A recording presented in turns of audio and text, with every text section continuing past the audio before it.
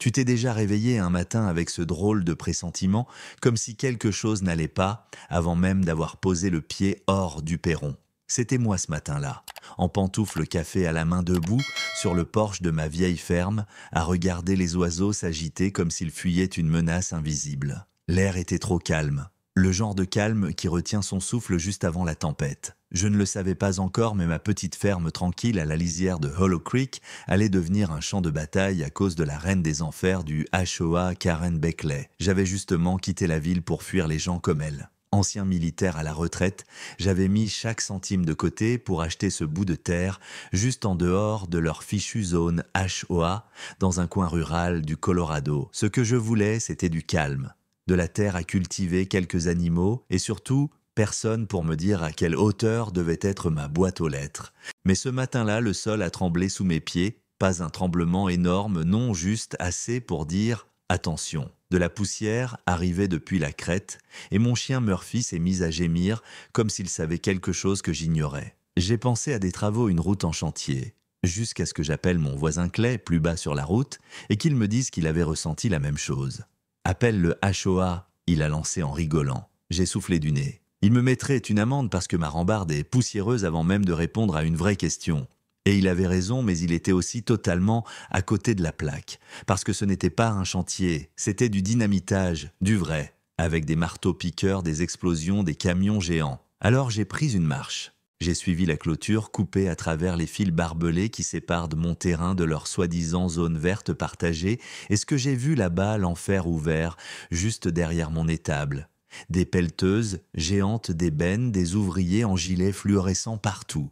Ils n'étaient pas là pour planter des fleurs ou poser des dalles, ils creusèrent la colline comme si elle leur appartenait. Aucun avis, aucun vote, juste des foreuses des vapeurs de diesel et tout un tas d'excuses que je n'avais pas encore entendues. J'ai essayé de demander autour, j'ai déposé une lettre au bureau du HOA Silence Radio. Je m'y suis rendu en personne, une secrétaire m'a regardé comme si je traînais de la boue sur son tapis perçant. Karen n'est pas disponible. Elle m'a balancé sans même regarder son agenda. Alors signez pour ça, j'ai répondu en tendant ma lettre. Là, elle m'a vraiment regardé. Toujours aucun appel, aucune excuse. Mais les explosions, elles continuaient. Plus fortes, plus proches. Murphy toussait. Mon bétail refusait d'approcher la clôture nord. L'eau du puits devenait trouble. Ma jument boitait les sabots abîmés par les vibrations.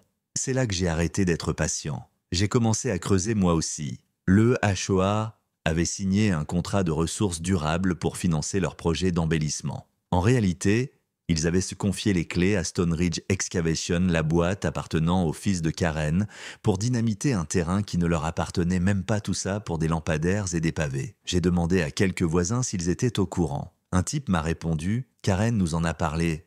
Au cocktail de vin. Un cocktail de vin. Voilà comment les décisions étaient d'eau prise, entre 2 gorgées de chardonnay et des flatteries. Tout ça puait la magouille. Alors j'ai creusé plus loin, j'ai sorti les registres fonciers, les règlements du HOA, les contrats. Et devinez quoi, Stone Ridge n'avait aucun permis pour exploiter cette terre. La zone verte n'appartenait pas au HOA. C'était un espace commun protégé par la loi de l'État. Chaque secousse, chaque grain de poussière, une preuve. Mais au lieu de reculer, ils m'ont attaqué. Avis de violation. Section 4.2. Structure non autorisée à proximité d'une zone d'amélioration active. Ils parlaient de mon poulailler, celui qui était là depuis 4 ans. D'un coup, il était non conforme parce que leur foutu chantier rendait mon terrain concerné. Je tremblais pas de peur, mais de rage. Ils croyaient du pouvoir m'écraser avec de la paperasse. Mais moi, j'ai connu pire. J'ai laissé des amis dans le sable plus chaud que leur discours.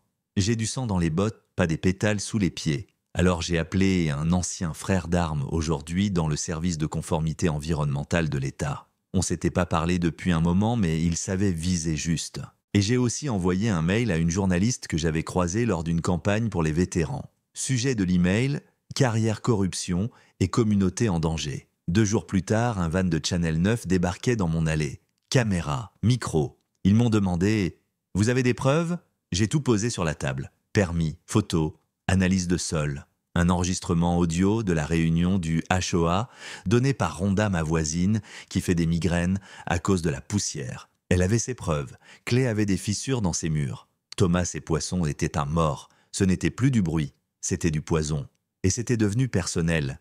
Et Karen, elle ne savait pas encore ce qui l'attendait, mais Elle a eu un avant-goût ce soir-là quand son visage est apparu sur le journal télévisé entre un bandeau violation environnementale et une mention enquête fédérale en cours. Ce soir-là, j'ai regardé le reportage depuis mon vieux fauteuil Murphy roulé en boule à mes pieds, comme au bon vieux temps. L'écran montrait des vues aériennes de la carrière, des nuages de poussière grise s'élevant au-dessus des clôtures des camions grondant à travers les arbres comme des tanks. Puis le visage de Karen est apparu, son sourire figé forcé, et le présentateur a lâché la bombe. Le HOA de Clearwater Ridge fait l'objet d'une enquête environnementale à la suite d'une plainte d'un lanceur d'alerte. Mon téléphone s'est mis à vibrer, dans tous les sens. Clay a envoyé « Putain oui chef ». Rhonda a balancé une capture d'écran et un emoji pouce levé. Même Thomas, avec son vieux téléphone à clapper, m'a appelé depuis le dîner. Les poissons ne reviendront pas, il a dit. Mais bordel, ça c'est quelque chose. Le lendemain matin, j'avais des inconnus qui klaxonnaient en passant devant chez moi. Mais Karen, elle s'est pointée en personne. J'étais en train de décharger des sacs de nourriture pour bétail quand j'ai vu une voiture garée en biais au bout de mon allée. La portière grande ouverte. Et là, elle se tenait bras croisés, ses lunettes de soleil plantées dans ses cheveux comme deux petites cornes. « Je veux vous parler », elle a dit en essayant d'avoir l'air autoritaire, mais sa voix a tremblé. Je l'ai regardée. Cette femme avait ignoré mes lettres, mes avertissements, moi. Et maintenant, elle voulait discuter. Elle est restée figée un moment, les lèvres entr'ouvertes comme si elle cherchait ses mots, mais rien n'est sorti. Juste un silence gênant. Puis elle s'est retournée et a claqué la portière sans un mot. Quelques heures plus tard, j'ai reçu un appel numéro inconnu. Monsieur Rains. Je ne devrais pas vous appeler, mais je bosse pour Stone Ridge, sur le site de la carrière. Il y a un problème. Mon cœur s'est arrêté une seconde. Allez-y, j'ai dit. Il y a des eaux de ruissellement. Grave. Elles s'infiltrent de sous le sol vers chez vous. On savait pas que c'était si près de l'aquifère. J'ai raccroché et décroché aussitôt. Contacté mon pote de l'EPA, il préparait déjà une intervention. Et le lendemain matin, ils sont arrivés. 5 agents en uniforme gris avec les écussons de l'EPA sur les manches. Ils ont traversé le parking du clubhouse sans un mot. L'un avait une tablette, un autre un détecteur de particules. Le troisième prenait déjà des photos avant même que Karen n'arrive. Et c'est là que tout s'est effondré. Elle est revenue à ma clôture le lendemain, mais cette fois, ce n'était pas pour discuter ni pour menacer, c'était pour hurler. « Vous avez tout détruit !» Elle criait, le visage en feu. « Vous vous rendez compte de ce que vous avez fait? Ce terrain devait financer notre nouveau centre de loisirs. L'éclairage, les trottoirs. Je suis resté immobile, les bras croisés, les yeux plantés dans les siens. Tu veux dire la carrière illégale que tu as lancée sans vote sur un terrain que tu ne possèdes même pas. » Elle a reculé, choquée, comme si je l'avais giflée avec la vérité. « T'avais pas le droit ?» Elle a craché. « Non, j'ai répondu en m'approchant de toi, t'avais pas le droit. Et maintenant, c'est terminé. » L'affaire a explosé comme une grenade dans une salle pleine de mensonges. Karen, en première page, à la une des journaux nationaux. L'EPA lançant des enquêtes complètes, excavation illégale, contamination de l'eau, détournement de fonds du HOA. Le conseil de surveillance des HOA de l'État est intervenu. Les résidents ont commencé à organiser des poursuites. Et les comptables, ils ont creusé et trouvé la mine d'or. Karen siphonnait l'argent du HOA dans l'entreprise de son fils depuis des années. Factures bidons, sociétés écrans, même une boîte de conseil enregistrée au nom de son cousin dans l'Utah. Plus de 93 000 $ détournés, minimum. Et pourtant, ce n'est pas ce chiffre qui a tout changé. C'est les gens, les voisins. Ceux qui ne venaient jamais aux réunions, qui évitaient les conflits, ont commencé à se pointer avec des stylos, des idées et une sacrée dose de courage. Rhonda a organisé une collecte pour acheter des purificateurs d'air. Quelqu'un a construit une nouvelle niche pour Murphy peinte en rouge avec son nom gravé dessus. Et moi, je voulais juste retourner à ma vie.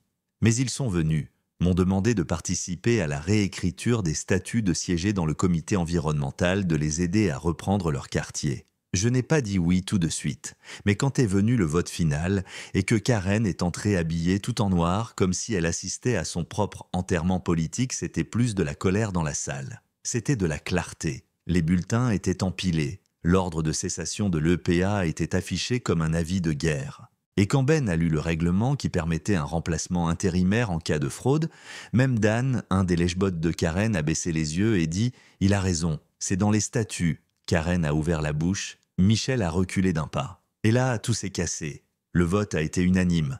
Karen dégagée, officiellement destituée. Son nom effacé des documents, ses comptes gelés, sa couronne fondue dans la poussière. Ce week-end-là, on a organisé un pique-nique sur ce même terrain où la terre explosait encore quelques mois plus tôt. Maintenant, il y avait des bancs, des jeunes pousses d'arbres, des chemins en gravier frais. Quelqu'un a planté une pancarte peinte à la main. Bienvenue à Rainsridge-Terre, restaurée par la communauté. Je suis resté un peu à l'écart, Murphy à mes pieds, à regarder les enfants courir là où le sol tremblait autrefois. Les anciens marchaient sans masque, respirant enfin librement. Plus de poussière, plus de mensonges.